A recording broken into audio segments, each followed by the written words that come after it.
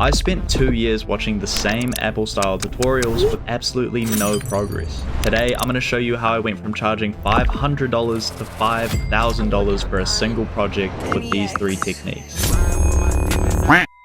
What is up, ladies and gentlemen, boys and girls? It's your boy, DennyX Studios, or Danny, whatever you want to call me. And in the last 3 months, I've made over $50,000 making Apple style videos for SaaS companies like Pressmaster, Edit with Ava, and LotGenie. In all of those videos, I've used the same 3 techniques I'm about to show you. And by the end of this video, you'll be able to match cut, word bounce, and put it all together in one last sequence. So peep game and lock in.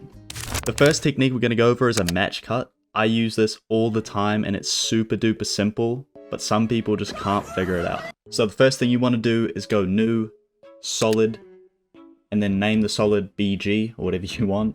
Make it white, and then press OK. After that, make the text layer. So grab the text tool and type whatever you want. Once you have the text layer, you're going to make it 3D by pressing the little box. Go layer, new, camera. Keep it at 35 mils and press OK. Then go layer, new, null object, make it 3D, and parent whip the camera to the null. Add a position keyframe on the null and go like 1 second further and drag it to the left. Cut the camera and the null layers, delete the null layer, and then make another null 3D and parent whip the second camera to the new null layer you made.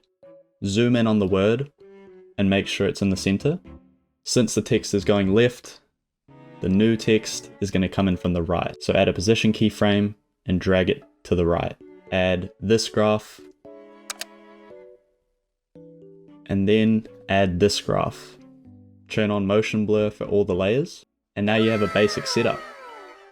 To clean it up a little bit, we're going to add an adjustment layer. Go layer, new, adjustment layer, and make it around 14 keyframes long. Make sure you position the adjustment layer in the center. Add Gaussian blur and exposure, and then keyframe both blurriness and exposure.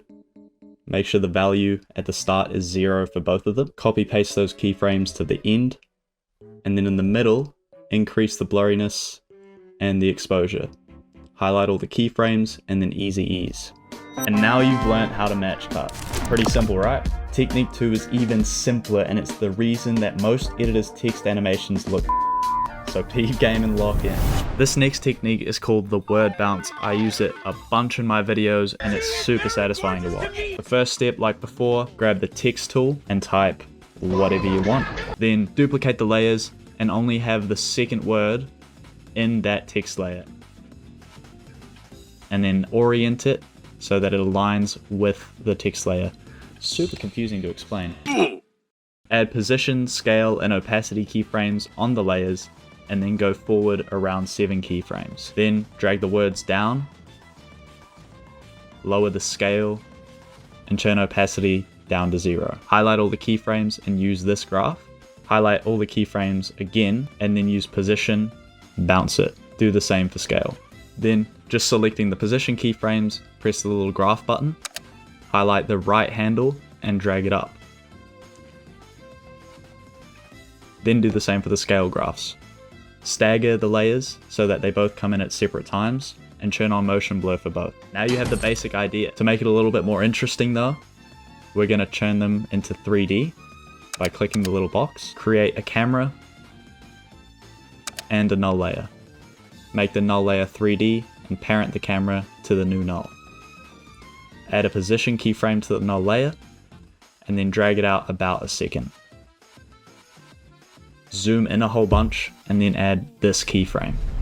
So now you've got the match cut and the word bounce, and on their own they're pretty good, but combined with this last one, that's when it starts looking like you charged $5,000 for a single project. This next technique, I'm not going to show you how I made the UI. I just got a screenshot off Pinterest and remade everything with shape layers inside of After Effects. Once you have the UI and the UI that you want to morph to, you're ready to get started. Add size and roundness keyframes to the bottom shape layer and spread them out by about 7 keyframes. Then, using the size property, match the shape of the second UI. Once you've matched it, you can just delete the second background And then go ahead and add position keyframes to all the elements that you're going to be using and align everything to the second UI. Once you've done that, you can see that the animation is still pretty stiff. So highlight all the keyframes and add this graph. Then highlight the size keyframes, bounce it, and lift up the right handles. Highlight the rest of the keyframes and add bounce to the position and scale. Here's a little time lapse of me lifting up all the handles.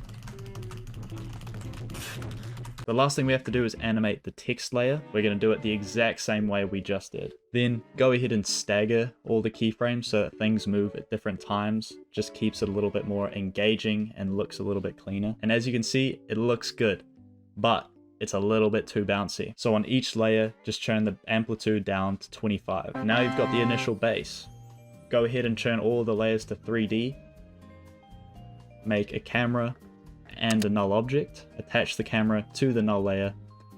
Add a position keyframe at the start and drag it about a second. Then zoom all the way out. Add this graph and you should have a nice zoom. Create another null layer and add another position keyframe to it. Then zoom out and add this graph to those keyframes. Create yet another null object and add another keyframe to the position property. Drag it to the left and then cut all the null objects. Add another one, make it 3D and parent the second camera to it. Add a position keyframe, drag it about a second, zoom in on the UI, and make it come in from the right. Add the in graph and the out graph. Just like we did in the first part, you're going to make an adjustment layer and add Gaussian blur and exposure keyframes. And then all we have to do is add motion blur to all the layers, and you're done.